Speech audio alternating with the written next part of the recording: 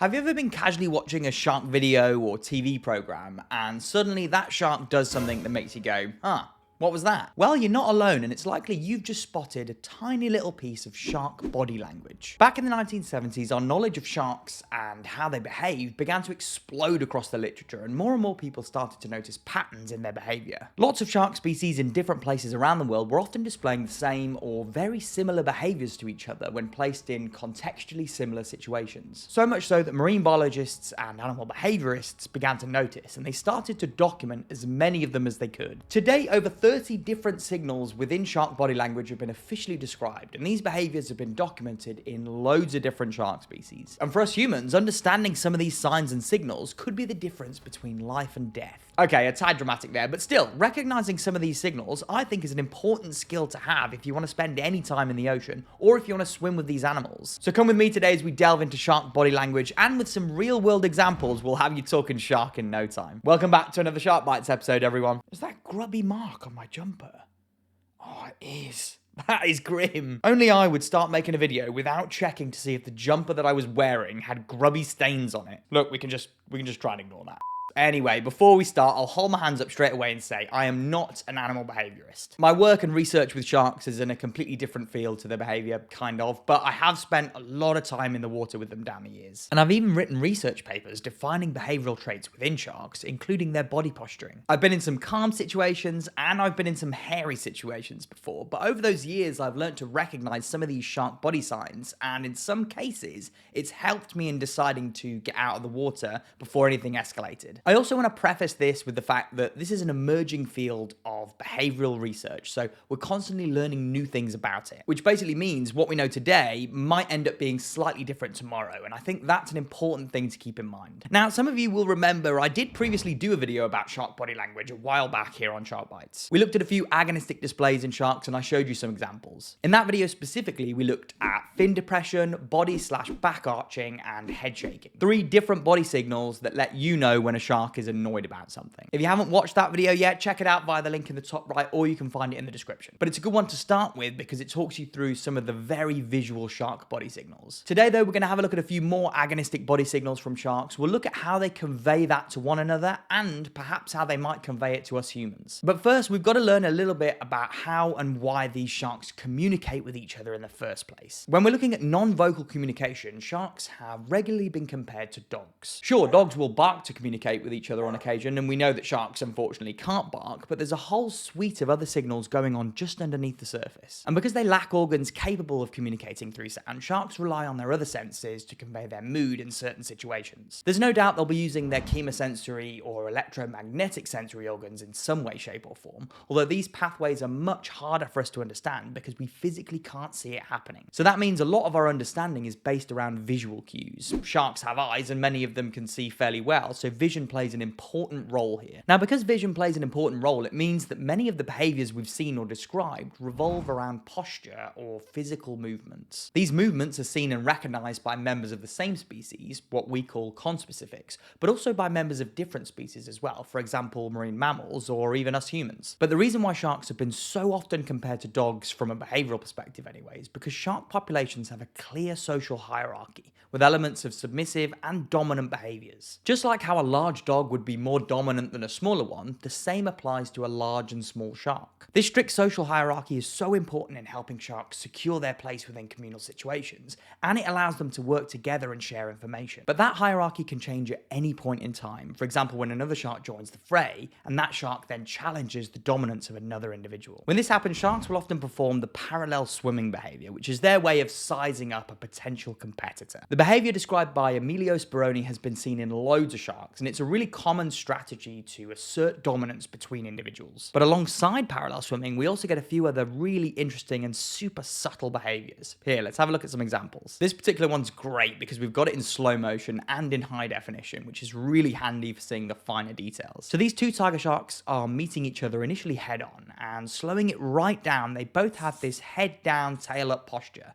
and that right there is the start of a hierarchical challenge. There's a bunch of different reasons why they might be challenging each other. It's tough to know without any provided context, but this one could easily be a territory challenge, because tiger sharks are well known to be quite defensive over their territory or personal space. Now, because of the angle, we can't quite see the head of the shark on the left, but we can see the one on the right here. Now, if I just roll this back and forth for you, we get a great view of a little head nod here from the shark on the right. That head nod there, it's so slight you'd barely notice it if we hadn't slowed it right down, but that little nod is a very subtle body signal that says, okay, you want to challenge me, let's go. Interestingly, head nodding and fin touching is also seen in some shark species just before mating, but we can see from the lack of claspers that these are two big females, so no mating going on here. It's definitely some kind of dominance challenge. So if we play the clip just a little bit further forwards, the two tiger sharks both curve outwards and begin to swim parallel to one another. This is where they'll be sizing each other up, trying to determine which one of the two of them is the bigger individual. Now, this particular clip ends before we can see the resolution of this mild conflict, but I've got a few more examples that I can show you. This one here again, nice and slowed down for you from Reef Quest, is between two great white sharks at Guadalupe in Mexico. So we get the sharks coming in towards each other before they start to curve into that parallel swimming position, and then we get this rapid withdrawal here where they both swim off really quickly. Slowing it right down again though, we can see here the white shark on the left appears to be the one that initiates this rapid withdrawal, possibly because it's backing down from that interaction. But the shark on the right also does it as well, so this particular confrontation isn't quite settled yet. One more example here to show you this in action again then with a different species, the bull shark. The one on the left here even has those pectoral fins completely depressed down as well, a really common agonistic display. So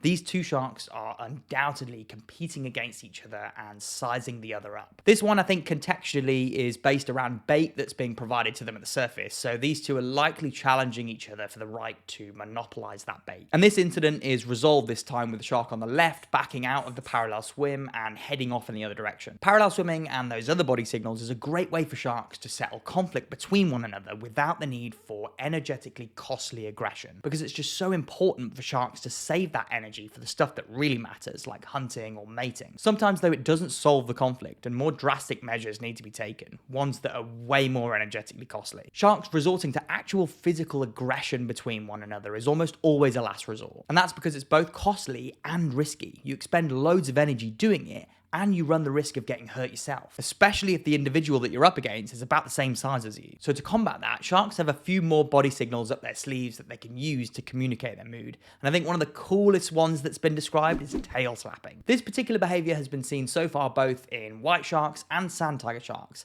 and it's a bit of a step up from parallel swimming. I have managed to find a few videos of white sharks performing this behavior, although I had to dig through the depths of the internet to find it. I literally spent hours and hours. So if you appreciate that, please do give this video a like. Before we look at them though, I think it's important to distinguish between random splashing at the surface while they're chasing bait compared to the actual tail slapping behavior, hence why they were probably so hard to find. So the first one I've got for you here is a burst frame sequence from someone's high-speed camera of this tail slapping behavior. It's quite handy to have it in photo sequence form because the behavior happens so quickly, it's actually really tough to see it. But we can see here two white sharks have swum towards each other at relatively high speeds, and just at the point where they're crossing paths, they've used their caudal fins to splash and slap the water at high intensities in the direction of their competitor. Now, although sharks and rays don't really have the ability to produce sound from within their bodies, that doesn't mean they can't create sound with their body. We learned all about how stingrays can click using their spiracles, or swell sharks can make barking noises in this particular video here. Check that out via the link in the top right or the description, by the way. It's a really cool video. But in this example with the tail slapping, it's believed the sharks might actually be using the vibrations caused by the splashing water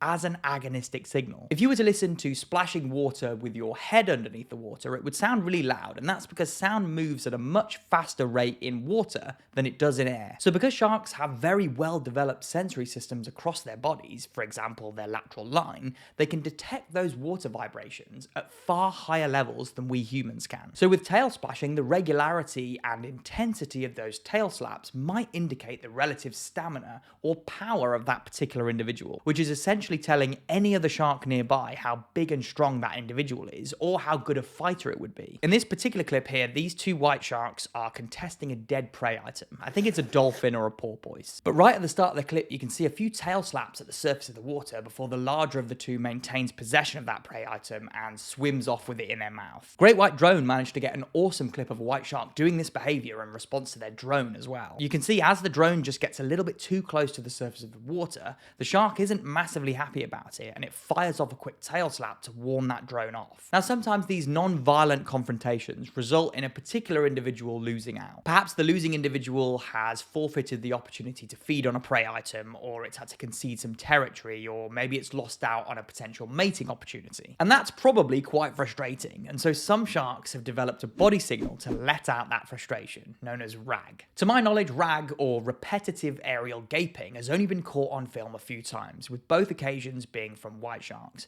But this is where the shark will roll onto its back or its side and repeatedly open and close its mouth. It's thought this particular behavior might have evolved to help reduce aggression between members of the same species, in this case between individual white sharks. Because from a species preservation perspective, it's perhaps not great when two individuals aggressively confront one another, because the risk of serious injury to both of them is quite high. How cool is that though? What we're watching right here is very likely the white shark version of a temper tantrum, to allow it to vent its frustration in a non-violent way that doesn't hurt members of its own species. It just shows you though that all of these behaviors, regardless of how subtle they are, serve some kind of purpose, both for the shark as an individual and for the shark as a species. And if you're after some more examples of shark agonistic displays and how you can recognize them, I taught you through some more in this video here. There are tons more weird and wacky shark body signals out there, so if you want to hear me talk about some more, make sure you let me know in the comments. But for now, give this video a watch.